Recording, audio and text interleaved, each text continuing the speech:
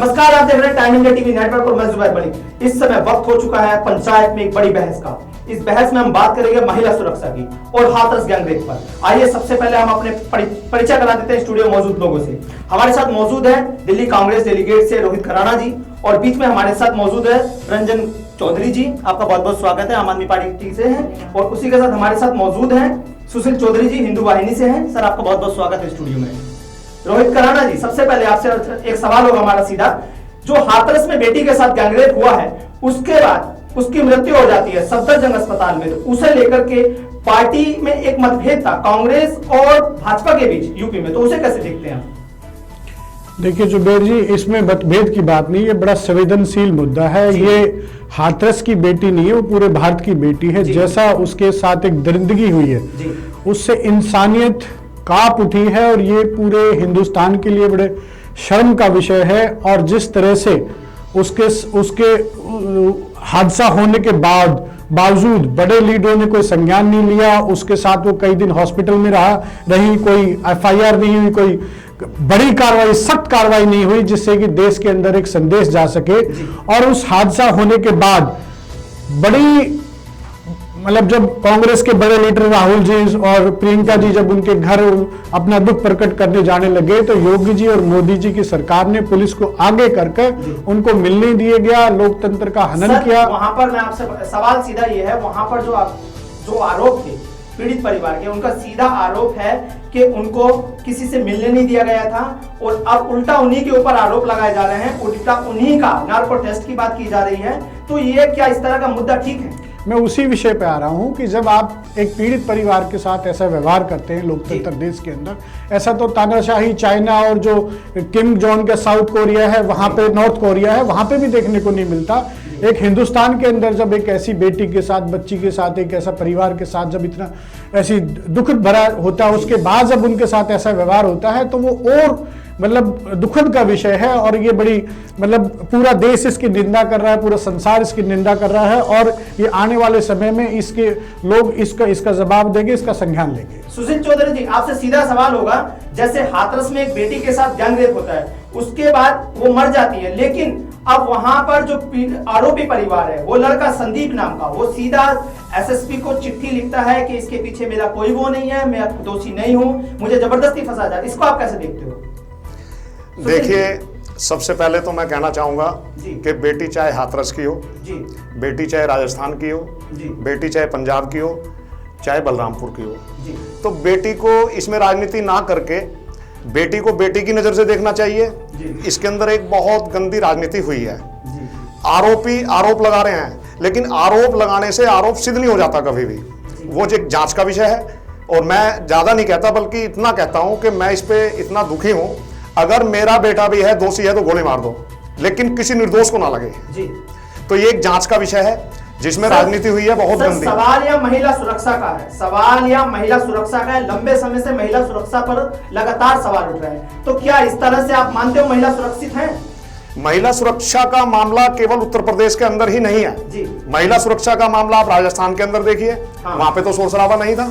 Sir, बीते शनिवार को मैं बताना चाहूंगा, दिल्ली बिहार के बक्सर में भी ऐसा एक केस हुआ है।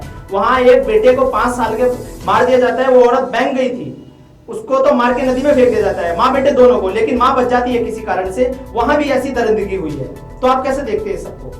हम सबको समान दृष्टि से देखते हैं। जहां दरिंदगी हुई है और वो चीज साबित होती है, देखो कोई भी अगर चीज सामने आती है उसमें आप बीमार होते हो या मैं बीमार होता हूं तो मैं डॉक्टर से अपनी जांच कराता हूं, तो मुझे डॉक्टर पे तो विश्वास करना ही पड़ेगा। अगर मैं प्रशासन पे विश्वास करता हूं और इस चीज की जांच बिल्कुल सही तरीके से होती है, ईमानदारी से होती है, किसी चीज का निष्पक्ष होकर के होती है, तो पीड़ितों को न्याय मिलना चाहिए। और ये साबित कर देना कि वहां पे शोर मचाना, और मैं तो सिर्फ इतना कहता हूं कि योगी जी अगर जागरूक नहीं होते तो हाथरस कांड में पूरे आधे उत्तर प्रदेश को जलाने की पूरी साजिश रची जा रही है। वहां मीडिया को जाने से रोक दिया गया था, प्रशासन ने सख्त मना कर दी गई थी। आखिर किसका ऐसा आदेश था जो कि मीडिया तक को अंदर नहीं जाने दिया गया? देखो, मीडिया की बात भी एक चीज होती है, बहुत सारी चीज संवेदनशील होती है। आज के टाइम में आप मीडिया भी देख रहे होंगे, इस पे भी कार्रवाई ठोस होने वाली है बहुत जल्दी। मैं मीडिया में कोई भी माइक उठा लेता है और वो मीडिया बन के चल देता है। आप इस चीज को समझिए कि कई संवेदनशील मामले ऐसे होते हैं, आप कई कंट्रियों के अंदर देखिए मीडिया को किस तरह की आजादी नहीं दी जाती। देश की सुरक्षा राष्ट्र सुरक्षा सर्वप्रथम है। कई राष्ट्रीय मुद्दे होते हैं, इसको जलाने की साजिश, जब लड़की की बॉडी सुबह मिल गई, पीड़िता की बॉडी सुबह मिल गई, तो वो बॉडी रात को इतना लेट वहां पे कैसे पहुंची? उनको डर था इस चीज का, उन्होंने अपने व्यू दिए हैं, उन्होंने स्पष्टीकरण दिया है। प्रशासन से वो गलती हुई है, हिंदू धर्म के हिसाब से बिल्कुल गलत है वो रात को बॉडी जलाना, लेकिन उन्होंने इस चीज को स्वीकार भी करा। आप इस चीज को मानते हो कि हिंदू धर्म के हिसाब से? मैं यही सवाल उठाना चाहता था, इन्होंने खुद ये सवाल उठा लिया। ये हिंदू वाहिनी के नेता हैं हमारे सुशील जी। हिंदू धर्म के अंदर कभी भी रात में दाह संस्कार नहीं होता। जो प्रशासन ने रात के अंदर दाह संस्कार कराया है उसके ऊपर क्या स्पष्टीकरण है इनका? जब ये हिंदू धर्म के झंडा वाहक हैं, उसके रक्षक हैं, और इनके राज के अंदर, योगी जी के अंदर, अगर हिंदू धर्म की बेटी का जिसके साथ इतनी दरिंदगी हुई है उसको रात को दाह संस्कार किया जाता है, तो उस पर पूरे देश को यह क्या स्पष्टीकरण देंगे? करंट में ही आपने सुना होगा कि वहाँ इतने भव्य, इस कोरोना काल में इतने बड़े भव्य मंदिर का निर्माण किया गया जी, स्थापना की गई। सुशील जी, हम मंदिर का स्वागत करते हैं, लेकिन मैं ये जानना चाहता हूँ कि जो ये रात को दाह संस्कार किया गया उस पर सुशील जी क्या स्पष्टीकरण देते हैं? देखो, मेरा ऐसा मानना है इसमें राजनीति ज्यादा है। दूसरी चीज, सर, उन्होंने सवाल का जवाब दे रहा हूं, मैं वहीं आ रहा हूं, उसी सवाल के जवाब पे आ रहा हूं। जिन लोगों ने, वो एक प्रशासन की गलती थी हिंदू धर्म के हिसाब से, उन्होंने जो किया एक सोची समझी नीति के तहत किया। प्रशासन किसी के कहने पे काम करेगा ना? हाँ बिल्कुल, प्रशासन किसी के कहने पे काम हो सकता है वो। ऐसे वो लोग थे जो वहां पे, जो वहां से 15 दिन पे जमावड़ा लगा रहे थे, और इसको चूंकि योगी जी की लोकप्रियता और उनकी सफलता कुछ विपक्षी दलों को बिल्कुल बर्दाश्त नहीं हो रही है। तो ये विपक्षी दलों ने दाह संस्कार कराया? नहीं, क्या कहना चाहिए? अगर दाह संस्कार रात को हुआ, आपसे पूछना चाहती हूं, अगर दाह संस्कार रात को हुआ, मनीषा की जगह होती जी, मेरे साथ ये हुआ होता, तो कितने दिन आप कार्रवाई नहीं करेंगे? उस पीड़िता के साथ आज पूरी दुनिया मान रही है कि बलात्कार हुआ, उसकी रीढ़ की हड्डी तोड़ दी गई, उसके गर्दन की हड्डी तोड़ दी गई, वो लड़की बोलने की हालत में नहीं थी, तो कृपया मुझे दिन गिनकर बताइए कि उसके ऊपर एफआईआर नहीं हुआ। स्थानीय लोगों के द्वारा आवाज उठाने के बावजूद उसे कोई स्वास्थ्य संबंधी उसे कुछ भी नहीं मिला। 8 दिन रुकने के बाद एफआईआर करके जब एक लड़की दिल्ली दंगों के दौरान बलात्कार करके नाले के अंदर फेंक दी जाती है, और वहां पे संजय सिंह नहीं पहुंचते हैं बिल्कुल भी, केजरीवाल जी संज्ञान में नहीं लेते हैं बिल्कुल भी। अंकित शर्मा को 400 बार चाकू मार करके खत्म कर दिया जाता है। रिसेंटली दिल्ली के अंदर अभी राहुल राजपूत की हत्या की, और बसई राणापुर के अंदर जो है ना केजरीवाल के शासन की बात मैं आपको बताता हूँ, ध्रुव त्यागी की हत्या की गई। इतनी सारी हत्याएं करने के बाद ये राजस्थान में क्यों नहीं गए? राजस्थान में भी एक बेटी की हत्या हुई, और राजस्थान में भी एक बेटी का शव निकाला गया, बलरामपुर में भी हत्या हुई, दूसरी जगह क्यों नहीं गए? इनका टारगेट जो राजनीतिक दल है और देश को जातियों में बांट करके सत्ता को हासिल करना है, ताकि मिल बांट करके केजरीवाल जी हसीन सपने देखने लगे ना मुंह डाल के, वो आजकल प्रधानमंत्री बनना चाहते हैं, उनकी कुर्सी प्रधानमंत्री की नजर पे है। और कांग्रेस पार्टी भी, ये जो है ना, कांग्रेस पार्टी भी केजरीवाल की बी टीम है दिल्ली के अंदर, दिल्ली के अंदर बी टीम है कांग्रेस पार्टी। आप देश की जनता को इतना बता दीजिए, आप बाकी चीजें छोड़ दीजिए। देश की जनता ये जानना चाहती है कि क्या विपक्षी सरकार के आदेश पर प्रशासन ने रात को दाह संस्कार कराया था? नहीं, बिल्कुल नहीं, विपक्षी सरकार का आदेश नहीं था, लेकिन विपक्षी सरकार ने कुछ फंडिंगों के जरिए से और देश को जलाने की जो साजिश रची थी, उस साजिश के कारण ये सारा देश बचा। रात को दाह संस्कार करने का स्पष्टीकरण रात को दाह संस्कार के मामले में दोषी लोगों को, दोषी अधिकारियों को सजा मिल चुकी है। रंजना जी, दोषी अधिकारियों को सजा मिल चुकी है। सुनने दीजिए, रात को संस्कार, दाह संस्कार करने के मामले में क्या स्पष्टीकरण है, क्या बताइए? दोषियों को सजा मिली है, कई जो पुलिसकर्मी थे वो टर्मिनेट हुए हैं। सस्पेंड करने से किसी को किसी की बेटी मिल सकती है? तो ये जांच का विषय है, बेटी तो नहीं मिल सकती, लेकिन देखना ये भी तो होगा कि वास्तविकता क्या है। वास्तविकता क्या है? आपने शोर मचाया सबने मिलकर कि बेटी के साथ ऐसा हुआ, बेटी के साथ ऐसा हुआ, लेकिन जांच तो होनी चाहिए ना उस चीज की। सर वो जांच तो अगर घर वालों को बॉडी दिखाने के बाद अगर उसको जलाया जाता तब भी तो हो सकती है। घर वालों को बॉडी दिखा के जलाई गई है, सारा प्रोपेगेंडा था। उसमें मोटे तौर पे फंडिंग इकट्ठी कर गई थी। उसका दादा मैं आपको एक वीडियो दिखाऊंगा, उसका दादा वहां पे दाह संस्कार में मौजूद था। गांव के 40 लोग वहां मौजूद थे। वहां पे लोगों को इकट्ठा करा गया। रात को क्यों कराया गया? जी आपकी आवाज डाउन करनी पड़ेगी, पहले सुनिए जी।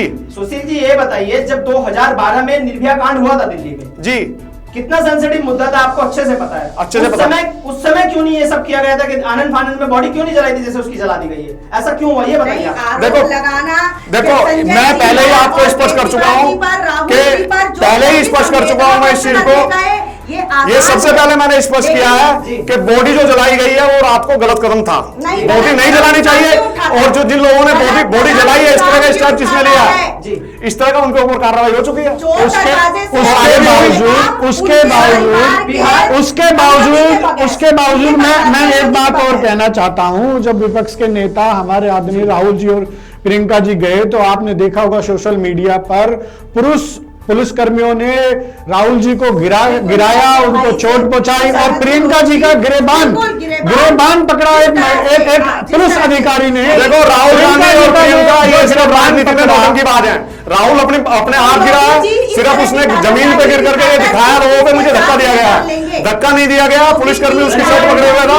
ये सिर्फ नौटंकी करते हैं। क्या राजस्थान में एक बार नहीं पहुंचे, इन्होंने देश को मार दिया। पुलिस अधिकारी देश को मार दिया। रंजना जी मैं आपसे आप इतने गंभीर विषय पर इतनी हल्की बात मत कीजिए सुशील जी। हल्की बात। प्रियंका जी का गिरबान पकड़ा, क्या वो नौटंकी है? और नौटंकी है बिल्कुल कोरी। इतनी बड़ी नेता महिला का सम्मान नहीं करते, आप पीड़िता का सम्मान नहीं करते, आप महिलाओं का सम्मान नहीं करते। रोहित जी जरा रंजना जी से पूछने दीजिए। रंजना जी आप एक महिला हो खुद भी और महिला कार्यकर्ता भी हो, आम आदमी पार्टी से आप ताल्लुक रखती हो, तो वहां पर जब ये हाथरस केस हुआ वहां पर आपके सांसद जाते हैं, उनके ऊपर सियाही भी फेंकी जाती है, तो ऐसा क्या था कि दूसरी पार्टी के नेताओं को जाने से भी रोका जा रहा है? ऐसा क्या था उस केस में? ये तो पहले दिन से था सर। ये तो जिस समय से ये घटना घटी, राहुल गांधी और प्रियंका जब प्रियंका जी के कपड़ों पर इस तरह से उनके गिरबान को खींचना, एक कांस्टेबल रंजना जी जब वहां पर राहुल गांधी और प्रियंका गए थे तो उसको भी पॉलिटिकल जोड़ा जा रहा था, उसको कहा जा रहा था कि पॉलिटिकल एजेंडा बनाने गए हैं। तो ये किस तरह से बदल जाएंगे रोहित जी आप? ये तो देखिए मैं रातों रात 8 दिन FIR लाश को जला देना, अब उस परिवार पे दबाव डालके। देखो मैं ये बताना चाहता हूँ, प्रशासन अपना काम कर रहा है, बताना चाहता हूँ प्रशासन ने अपना पूरा काम किया। इन सब चीजों से आगे जाकर जैसे लोकतंत्र मीडिया हमारे लोकतंत्र का चौथा संबंध कहलाता है, उसके बावजूद भी जो बड़े चैनल हैं, चाहे वो आज तक हो या कोई भी हो, उनको वहां नहीं जाने दिया गया, उनकी आवाज दबाई गई, देश को जो असलियत है वो दिखाने नहीं दी गई। वहां पे जो महिला पत्रकार रिपोर्टिंग कर रही थी उनको धमकाया गया, उनको डराया गया, उनको रिपोर्टिंग नहीं करने दी। उसके बावजूद मैं आपके माध्यम से, बड़ा संवेदनशील बात है, मैं आपके माध्यम से, आपके चैनल के माध्यम से यह जानना चाहता हूं कि जब छोटी छोटी बातों पर चूड़ियां भेजने वाली स्मृति ईरानी, छोटे छोटे चूहे बिल्ली के ऊपर मरने के ऊपर संवेदना प्रकट करने वाली हमारी मेनका गांधी जी, सीता रमण जी, जो इतनी बड़ी बड़ी नेता हैं, उनका एक भी बयान इस पीड़ित बेटी के समर्थन में नहीं आया, ना वहां पहुंची, ना उन्होंने दुख प्रकट किया, ना उनको संवेदना प्रकट की, ना उनका कोई बयान आया। पहले क्या वो चूड़ियां अब स्मृति ईरानी, चूड़ियां स्मृति ईरानी जी, सुनिए, योगी जी और मोदी जी को भेजेंगे? ये इस सवाल का आप जवाब दीजिए। सुशील जी बताइए। मुझे सबसे पहले एक चीज का सवाल का जवाब दीजिए आप। आपके सवाल का मैं पूरा जवाब दूंगा जी। प्रियंका गांधी और राहुल गांधी जितनी जल्दी हाथरस में भाग करके गए जी, क्या वो राजस्थान के करौली में गए? क्या वो राजस्थान में एक बच्ची का बलात्कार करके उसने बच्ची ने आत्महत्या करी, क्या वो वहां पे गए? यानी जितने भी मुद्दा कहां नहीं खत्म होने देगा।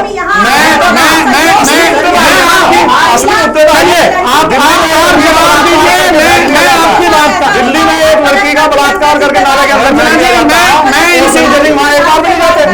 संजय सिंह एक बार में आपकी बात का जवाब केजरीवाल भी कहते हैं पीड़िता को न्याय देना चाहिए, हम भी कहते हैं पीड़िता को न्याय देना चाहिए। पीड़िता हमारी भी बेटी है। सुनिए सुशील जी, पीड़िता हमारी भी उतनी ही बेटी है, मनीषा हमारी भी उतनी बेटी है, लेकिन आरोप सिद्ध तो हो।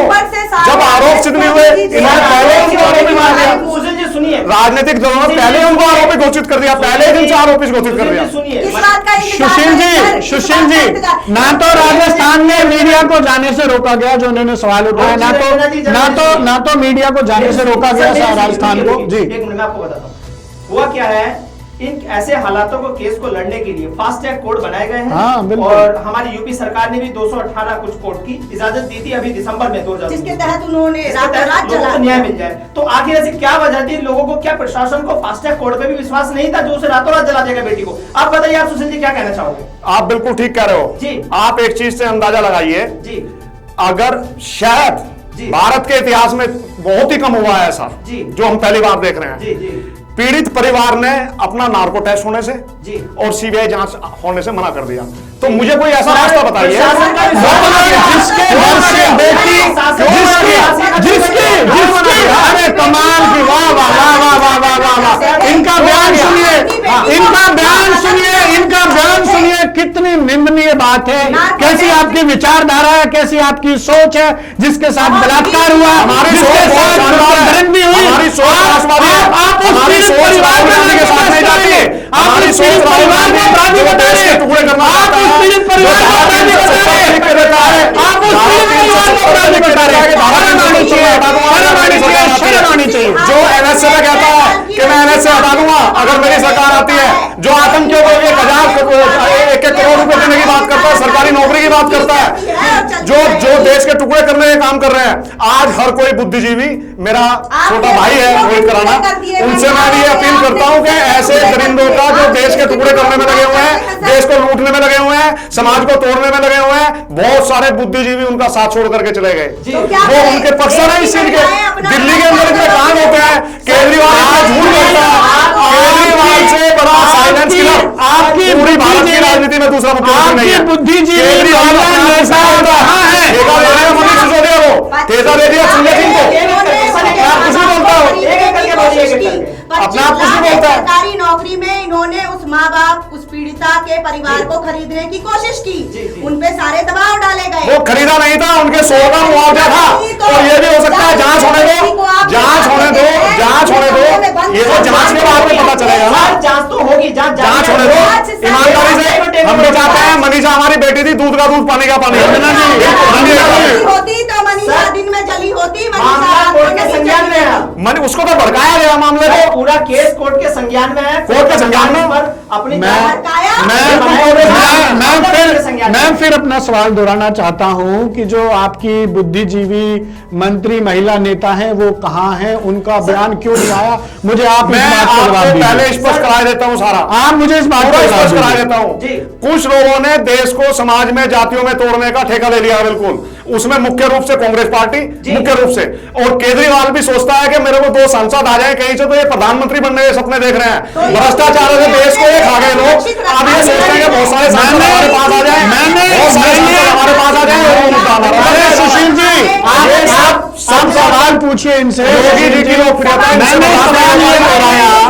योगी जी अत्याचार करा रखा है, तो ये स्थिति पैदा कैसे? जी आप स्पष्ट कीजिए इस पे, इनकी जवाब मैं ये पूछना चाहती हूँ, जब आप केजरीवाल पे दोष लगा रहे हैं, जब आप कांग्रेस पे दोष लगा रहे हैं, तो आप अपनी अच्छाइयों की एक सूची बनाकर हमें देते क्यों नहीं? कि आखिर जब उनको 25 लाख में खरीदने की कोशिश की जा रही थी और जिन्होंने निर्भया का केस लड़ा है, उन मैडम को उनके दरवाजे, चलिए ठीक है, हम मानते हैं कि राजनीतिक दलें वहां नहीं जा सकती हैं, लेकिन जिन्होंने सीमा मैडम अगर जाना चाहती हैं, पीड़ित उन्हें बुला रहे हैं, वो उनका केस लड़ना चाहती है, जायज सी बात है। अगर कोई बलात्कार हुआ है तो उसे न्याय मिलना चाहिए, बिल्कुल मिलना चाहिए। उन्हें भी जब तक आरोप सिद्ध नहीं होता, आरोप सिद्ध नहीं होता, आरोप भी सिद्ध होना चाहिए ना। लड़की ने तो प्राथमिक बयान में संदीप का नाम लिया हुआ है, संदीप उसके भाई का नाम है, संदीप उसके भाई का नाम है। आरोप तो तभी सिद्ध पुलिस के सामने आखिरी बयान को तो आप मानोगे, जब आखिरी बयान में उसने कहा सारा सुनो। अगर मुझे एक चीज बताइएगा, एक चीज बताइएगा मुझे, आप अगर शिक्षित हैं तो इस चीज को समझिए। यदि किसी व्यक्ति की रीढ़ की हड्डी तोड़ दी जाए जी, मैं ये गारंटी देता हूं, मेरे भी परिवार में मेडिकल प्रोफेशन है, क्या वो आदमी बयान दे सकता है? कितने टाइम तक बयान दे सकता है? आखिरी टाइम पे उसका बयान था, अगर रीढ़ की हड्डी तोड़ दी गई थी और जीभ काट दी गई थी तो बयान कैसे दे सकता वो व्यक्ति को? ऐसा तो नहीं है, जीभ अलग ही कर दी गई। नहीं, अलग नहीं, पूरा बोला गया रीढ़ की हड्डी तोड़ दी गई है और जीभ काट दी गई है। उसकी जवाब मनीषा हमारी भी बेटी है और बेटी सबकी बराबर होनी चाहिए, बेटी राजस्थान की भी बराबर होनी चाहिए, बेटी मुस्लिम की भी बराबर होनी चाहिए, बेटी हिंदू की भी बराबर होनी चाहिए, बेटी दलित की भी बराबर होनी चाहिए। इस दृष्टिकोण से राजनीति करी जा रही है और बेटी को बराबर का दर्जा नहीं दिया जा रहा है। कृपया करके जो मेरा सवाल था उसका जवाब देंगे आप? सर स्मृति ईरानी जी कहाँ है? जी बताइए। मेनका गांधी जी कहाँ है? निर्मला जी कहाँ है?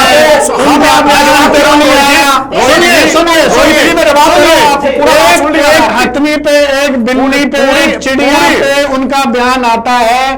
मनीषा पे जिसके साथ इतनी दरिंदगी हुई, पूरे देश को दुख है, उनका एक भी बयान क्यों नहीं आया? वो क्यों नहीं पहुंची? ये स्मृति ईरानी जी चूड़ियां भेजती, हमारा क्यों कोई नहीं पहुंची? हमारा कोई भी राजनीतिक दल नहीं है, ये मैं आपसे पहले स्पष्ट कर दूं। तानाशाही ये राजनीतिक दल है, सुन स्मृति ईरानी जी जानेंगी, वो जवाब देंगी, उनसे सवाल कीजिए। हमारा राजनीतिक दल आपका हो सकता है, आप प्रियंका गांधी के समर्थन में बोल सकते हैं, बहन जी का हो सकता है, बेटी का अंजना का हो सकता है, वो केजरीवाल जी के समर्थन में बोलते हैं। हम किसी के समर्थन में नहीं, हम राष्ट्रवाद के समर्थन में बोलते हैं बिल्कुल, और राष्ट्रवाद की बात करते हैं। हमने कोई टिकट नहीं लेना है, कोई राजनीतिक पद नहीं लेना है बिल्कुल भी, इसलिए हम नहीं बोलते हैं बिल्कुल। आखिरी बात का जवाब दीजिए, टाइम नहीं है इतना। सर सुनिए, आप ये बताइए, बिहार में जो रेप हुआ है आप उसको कैसा देखते हो? सबसे बड़ी बात यह है, वहां पर नीतीश जी की सरकार, हाल ही में चुनाव भी है, वहां पर रेप हो जाता है और किसी को पता नहीं चलता, कानो कान खबर नहीं होती। इसको आप कैसे देखते हैं? वो भी तो किसी की माँ या बेटी होगी। बिल्कुल जी, बिहार में रेप हुआ है जी, और अगर रेप हुआ है उसमें कोई राजनीति नहीं है तो दोषियों को सजा मिलनी चाहिए, दोषियों को सजा मिलनी चाहिए। ये आप क्या बात, दोषियों को सजा मिलनी चाहिए अगर रेप हुआ है। आजकल बिके हुए एंकर, देश के अंदर फंडिंग, समाज को जातियों में तोड़ने की राजनीति बहुत बड़े पैमाने पे देश के अंदर हो रही है, बहुत बड़े पैमाने पे हो रही है। एक महिला, उसको उसकी जाति से देखा जा रहा है, उसकी जाति के आधार पर देखा जा रहा है। रानी जी गूंगी पड़ी बनी है, इसीलिए आज आपके मोदी जी बने हैं। रंजना जी आप बताइए, महिला सुरक्षा पर आप कैसे देखती हो? महिला सुरक्षा को, महिला सुरक्षा के नाम पर, सरकार को हाल ही में महिला सुरक्षा के नाम पर सर लोगों ने हमें 49% हमारे वर्ग को सुरक्षा के नाम पर हमें इस्तेमाल किया जा रहा है। ये एक तो हमारे साथ अत्याचार होता है, उसके बाद ये इसे इस तरह बता रहे हैं कि हम इसे प्रस्तुत करते हैं। आखिर हासिल क्या होगा एक महिला को? रोहित जी आपकी रिएक्शन जो अभी उन्होंने कहा था सुशील जी ने, बताइए क्या कहा था सुशील जी ने? अभी कहा है, मैंने उनसे पूछा कि अभी वो बोले कि एक एंकर से लेकर हर चीज को उन्होंने आरोप लगा दिया कि बिके हुए बैठे, उसको लेकर आप कैसे देखते हो? क्या मीडिया भी बिक गया है सुशील जी की नजरों में? ये तो यही जवाब देंगे इन्होंने।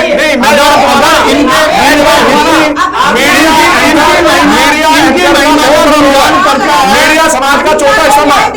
मीडिया एंकर का अब मैं किस आधार पर चल रहा हूँ? मीडिया के आधार पर चल रहा हूँ, मैं वहां पे मौजूद नहीं था। रोहित जी बैठे हुए हैं, मीडिया के आधार पर चल रहे हैं, रोहित जी वहां पे मौजूद नहीं थे।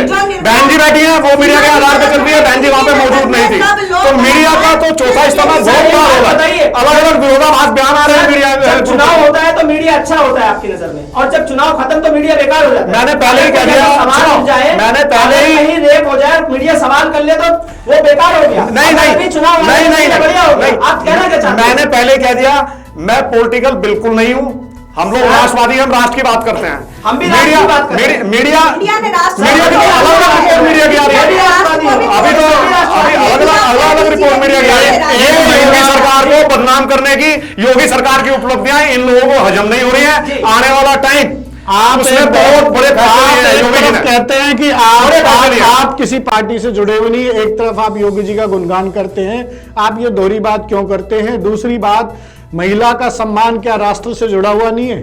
जी बताइए। महिला का सम्मान राष्ट्र से जुड़ा हुआ है, बिल्कुल ठीक कहते हैं रोहित भाई जी। लेकिन ये अगर ये कहते हैं कि आप किसी पार्टी से नहीं जुड़े हैं, आप योगी के समर्थक हैं, किसी के समर्थक होना किसी पार्टी से जुड़ना तो नहीं कहा जा सकता। अपनी अपनी विचारधारा है, मुझे उनकी विचारधारा अच्छी लग रही है। पार्टी से बता ही नहीं रहे मुझे नहीं। रोहित जी ने अभी सवाल करा है, मैं रोहित जी के सवाल का जवाब दे रहा हूँ। मुझे वो व्यक्ति अच्छा लगता है, मुझे कोई स्वार्थ नहीं है, मुझे कोई पद का स्वार्थ नहीं है, मुझे कोई पैसे का स्वार्थ नहीं है। मेरे पास में सारे अध्यक्ष वार्डों के सारे मौजूद है, कोई अपना पैसा लगाते हैं, सिर्फ राष्ट्रीय चीजें इसके अंदर होती हैं। अपने धर्म को बचाने की हमारी इच्छा है, ये धर्म किस तरह सेफ हो जाए। जिसको टुकड़े करे जा रहे हैं, तोड़े जा रहे हैं, खत्म किया जा रहा है। मेरे यहाँ पे चाहे मुस्लिम धर्म हो मुस्लिम धर्म में भी अब्दुल कलाम हमारे थे। आप क्या कहना चाहते हैं कि मोदी और योगी जी के राज के अंदर हिंदू धर्म खतरे में है? आप ये कहना चाहते हैं योगी और मोदी जी और योगी जी के राज में तो हिंदू धर्म को सांस आया है। अब तक तो हिंदू धर्म सारा खतरे में ही था। 1990 के अंदर कश्मीर के अंदर लाखों हिंदू बहन बेटियों को मार दिया गया था, वहां पे कत्ल कर दिया गया था 1990 में, और किसी की आवाज भी नहीं आई थी।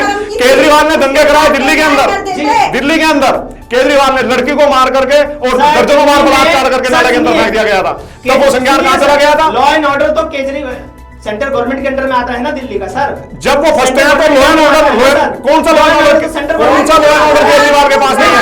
क्या सच्चो केजरीवाल की बात नहीं मानता? बताइए, क्या डीसीपी केजरीवाल की बात नहीं मानता? क्या एसीपी केजरीवाल की बात नहीं मानता? कौन सा लॉ एंड ऑर्डर की बात करते हैं?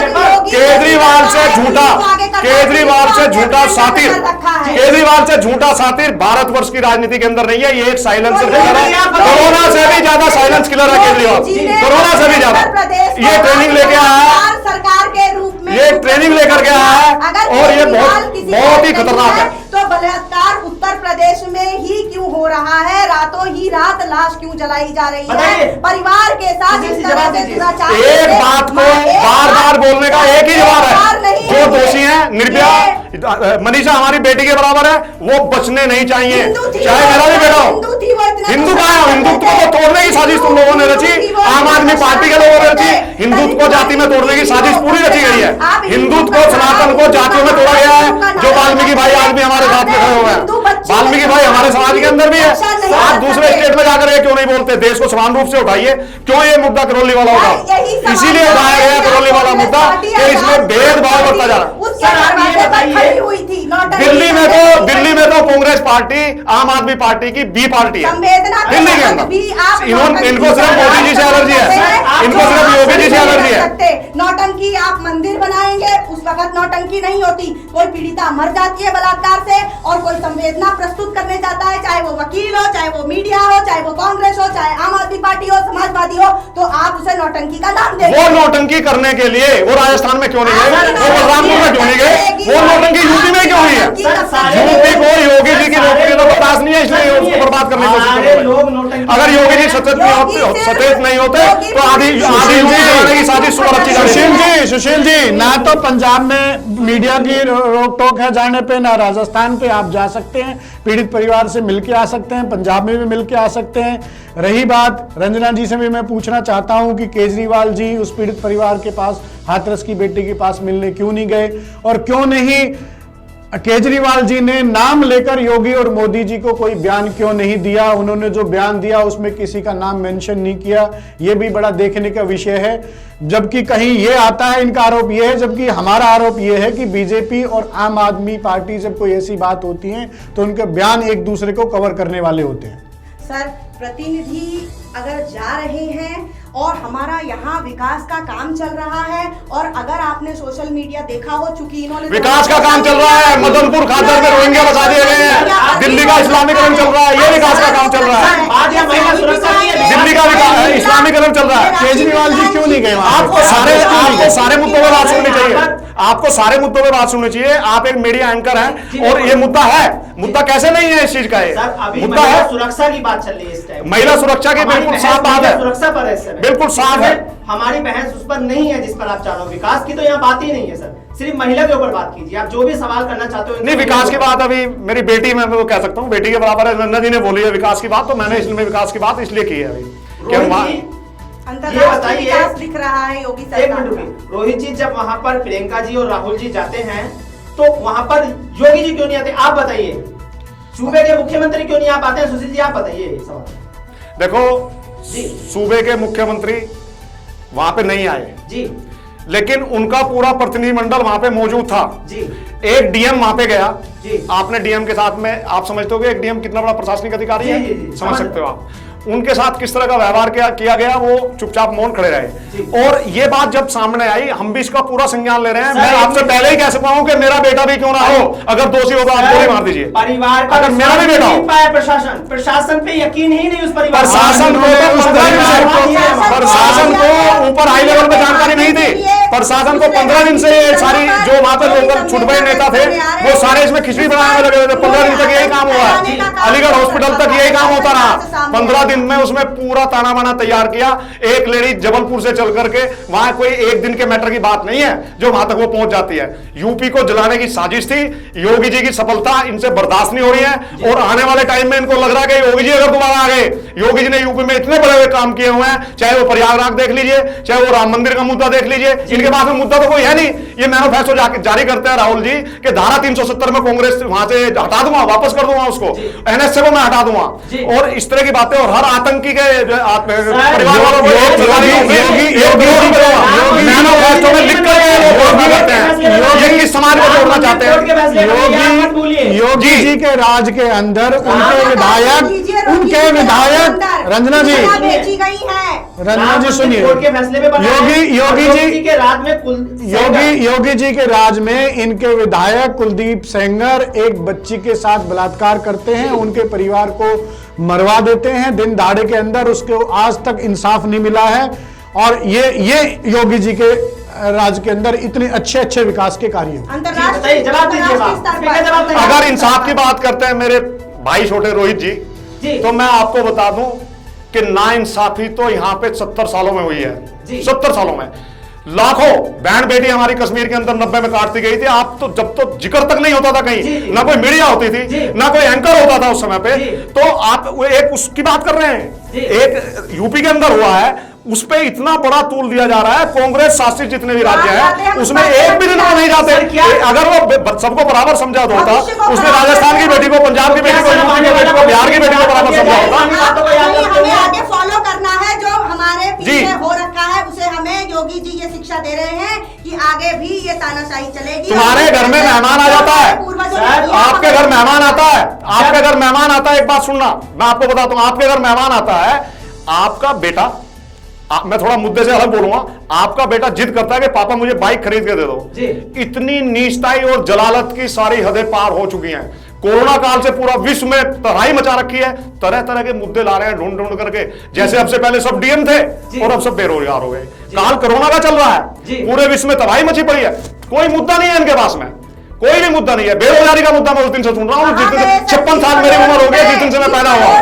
महंगाई का मुद्दा मैं उस दिन से सुन रहा हूँ। केजरीवाल को टीवी पे खड़ा रहता है, डेली खड़ा रहता है। मैं आपका भाई हूँ, मैं आपका ये हूँ। सुशील राजनीति में केजरीवाल, सुशील जी, मैं इनकी बात का जवाब देता हूँ। आप बिल्कुल ठीक कह रहे हैं। मोदी जी ने कहा था कि उनके राज के अंदर काला धन वापस आ जाएगा। काला धन वाकई में सारा पूरे देश से योगी जी ने काला धन वापस ले आए। भ्रष्टाचार उन्होंने खत्म कर दीजिए, भ्रष्टाचार उन्होंने बिल्कुल खत्म कर दिया है। महिलाओं को सुरक्षा दे दी है, युवाओं को रोजगार दे दिया है। देश सुख समृद्धि से जीडीपी रोजगार की बात हुई, आज पूरे संसार के अंदर टॉप है। यही कहना चाह रहे हैं ना, फिर रोजगार की बात, यही कहना चाह रहे हैं ना। फिर रोजगार आज देखिए देश की क्या हालत है, महिलाओं की क्या हालत है, युवा साथियों की क्या हाल है। अगर मैं सिर्फ एक बात का जवाब देना चाहता हूं, जुबेर जी, मैं सिर्फ एक बात बताना चाहता हूं आंकड़ों के साथ। 2014 आप गूगल कीजिए, 2014 के अंदर अडानी जी टॉप 100 में भी नहीं थे, आज वो देश के दूसरे नंबर पे सबसे अमीर आदमी है। अंबानी जी इस पिछले साल का उनका जो प्रॉफिट है वो 2,80,000 करोड़ उनका प्रॉफिट है, जो उनका मुनाफा बढ़ा है। आप सुनिए, उसके बाद बाबा रामदेव जी जो 2014 के अंदर टॉप 1000 में भी नहीं थे, वो आज देश के 66वें सबसे अमीर आदमी हैं। अगर विकास किसी का हुआ है तो अंबानी का हुआ है, विकास अगर किसी का हुआ है तो अडानी का हुआ है, विकास अगर किसी का हुआ है तो बाबा रामदेव का हुआ है। इस देश के रोजगारों की जो हालत है वो वाकई में देखने लायक है। जी सुशील जी जवाब दीजिए इसका जल्दी से। देखो, जहां अगर आप बात विकास की आई है, बेटी के मुद्दे से थोड़ा सा भटके हैं मेरे भाई रोहित जी। तो जहां तक विकास की मैं बात आपको इनको बता दूं कि वो सपने में भी नहीं सोच सकते। मैं आपको 100 कामों की लिस्ट देता हूं, एक पे भी झूठ का मेरा चैलेंज है। अगर आपको एक भी झूठ लगे तो आप मेरे ऊपर पेनल्टी लगा सकते हैं। विकास सेना का हुआ है, विकास देश का हुआ है, नया भारत बिल्कुल बनकर के तैयार हो रहा है। नया भारत हिंदुस्तान में विकास की तरह हुआ है। सीसीटीवी कैमरे लगा दिए, उसमें कैमरे ही नहीं है, उसकी फुटेज ही नहीं है। 3 लोगों का विकास हुआ है, अंबानी, अडानी, रामदेव, बस। तो एक चीज और बता देता हूं आपसे, तीनों का हुआ है। मेरे रोहित बिल्कुल, भाई बिल्कुल। थोड़े प्रिय भाई हैं पूरी कोरोना और काल में बहन जी भी मेरे बिल्कुल प्रिय हैं। मैं आपको एक चीज बता देता हूँ कि आपने बोला है कि 3 लोगों का विकास हुआ है। आपने बोला है 3 लोगों का विकास हुआ है। मुझे एक चीज बता दीजिए आप, गिलानी का विकास नहीं हुआ, दाऊद इब्राहिम का विकास नहीं हुआ, स्वयं मलिक का विकास नहीं हुआ, पाकिस्तान का विकास नहीं हुआ और आतंकियों का विकास नहीं हुआ, और सबका विकास हुआ है। वो ही लोग चिल्ला रहे हैं जो देश को लूट करके टुकड़े कर करके बांट करके खाना चाहते थे और जातियों के नाम पे। ये हमारे वाल्मीकि भाई हैं और जो है ना अध्यक्ष हैं रवि जी, पता नहीं कहां गायब हो गए। अभी मैं आपको बुलाता हूं। सत्ता किसके हाथ में है? सत्ता किसके हाथ में है? देखो एक चीज, सत्ता किसके हाथ में है? हाँ बिल्कुल बिल्कुल जब बिल्कुल।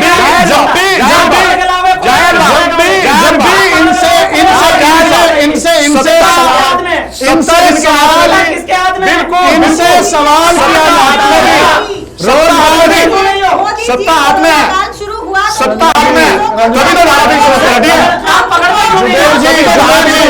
सत्ता हाथ में है, तभी तो सुशील जी सत्ता हाथ में, सुशील जी, रंजना जी, जब कोरोना काल सत्ता- आया तो उन्होंने लोगों को भूखा मरना छोड़ने के लिए उन्होंने तबाही मचाकर और अब ये अत्याचार उन्होंने देश में फैला रखा है। देखो पहले अफवाह उड़ाई कोरोना काल में केजरीवाल ने, केजरीवाल के नुमाइंदों ने अफवाह उड़ाई कि वहां से बस जा रही है, अफवाह उड़ा करके जनता को भटकाया और उसके बाद में सबसे पहले बोला कि बस लगवा दो और उसके बाद में फिर गाड़ियों की बातें होने लगी, ट्रेन लगा दो जी। पहले अफवाह उड़ाई गई कि वहां से बसें जा रही हैं, आनंद विहार पकड़ने थे। वो कौन लोग थे? एक दिन संडे को फिर भगदड़ की अफवाह मची, जो कांग्रेस के कार्यकर्ताओं को हमने पकड़ा ऑन द स्पॉट। माननीय सचिव योगेंद्र सिंह से हमारी बात हुई, उन्होंने साफ बोला इस चीज को कि ये कोरी अफवाह है बिल्कुल। उसने बोला ये वो घसीट के ले जा रहे हैं, आम आदमी के कार्यकर्ता थे वो हड़कंप मचा हुआ था जितनी भगदड़ मची थी। जब भी हमने पकड़ा करा वो घसीट के ले जा रहे, मैंने हमें दिखाओ जाके कहाँ है वो कोई साथ चलने के लिए तैयार नहीं थे। काल में हर राज्य को फंड मिला था, दिल्ली को नहीं मिला। उत्तर प्रदेश इतना बड़ा क्षेत्रफल है, आखिर उस पैसे का गमन कहाँ हुआ? मैं बताता हूँ कहाँ हुआ गमन। केजरीवाल जी जितना झूठ बोलने वाला मुख्यमंत्री पूरे प्रदेश में नहीं है। केजरीवाल जी ने चुनाव के दौरान 26,000 करोड़ होने की बात करी थी दिल्ली के खजाने के अंदर। केजरीवाल जी ने मंचों से बोला था इस चीज को कि दिल्ली का खजाना भरा हुआ है। वो 4 दिन में खजाना कहां चला गया सारा केजरीवाल जी का? मुझे इस चीज का जवाब दे रहे हो केजरीवाल जी। मैं आपको फिर बता दे रहा हूं, हम किसी से नहीं डरते बिल्कुल। हमने कोई चुनाव नहीं लड़ना, हमने कोई चुनाव नहीं लड़ना। हम स्पष्ट बोलते हैं केजरीवाल इस देश की राजनीति का सबसे खतरनाक और साइलेंस किलर है, सबसे खतरनाक मुख्यमंत्री है। केजरीवाल का टारगेट सिर्फ क्या है कि कैबिनेट में सुबेर जी मेरे सबसे खतरनाक साइलेंस किलर है केजरीवाल। आपका समय खत्म हो गया रंजना जी, आप भी सिर्फ मैं एक बात कहना चाहता हूं, जब भी बीजेपी से इस तरह की महिला पे या रोजगार पे या विकास पे कोई बात की जाती है, जो भाई ने जवाब दिया, ये पाकिस्तान पे चले जाते हैं, पाकिस्तान की बात करते हैं, राम मंदिर की बात करते हैं, इधर की बात करते हैं, उधर की बात करते हैं, मुद्दे की बात नहीं करती। चलो मुद्दे की बात रही केजरीवाल जी की, रही केजरीवाल जी की, जब भी इनसे भी बात की जाती है तो केजरीवाल जी जवाब देते हैं बिजली फ्री पानी। धन्यवाद अरुण जी, धन्यवाद। आप तीनों ने हम अपना कीमती वक्त दिया, उसके लिए बहुत बहुत धन्यवाद।